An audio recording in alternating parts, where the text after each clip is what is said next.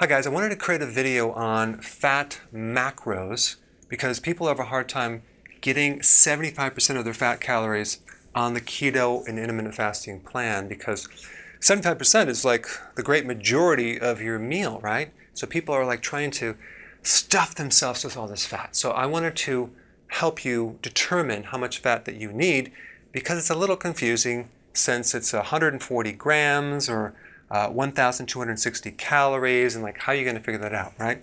Well, this is what you should really do. Determine this by your hunger, okay? In other words, if you're satisfied, do not eat anything.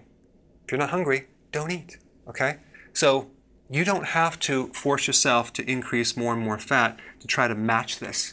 Don't worry about this because when you're eating food, most of the food comes with a combination of fat and protein. Of course, if you're talking about carbs, it's something else, but a lot of the proteins come with its own fat, so that's going to contribute to a lot of this as well. So you may not need as much as you think.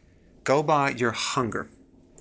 I mean, what happens is you have your body's ability to burn its own fat versus the fat coming from the diet. The goal is to get you over here where your body is burning your own fat and eating your own fat as its meal.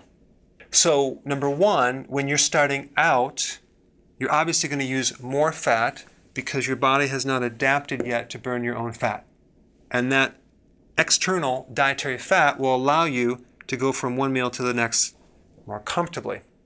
Okay? But when you get into it and you're adapting, you're going to need less fat because your body's going to use its own fat.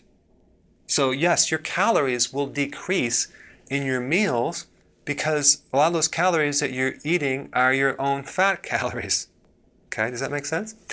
So then, when you hit your goal weight-wise and you're on a maintenance plan, let's say, for example, you lost all the weight that you wanted and you don't want to lose any more.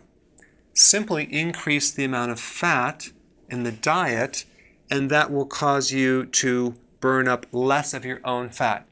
Okay, so you're going to increase your fat in the very beginning and in the maintenance, but not in the middle.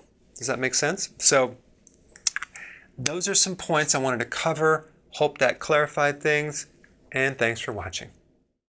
Hey, if you haven't already subscribed, press the button below and I will keep you in the know. Hey, that rhymes.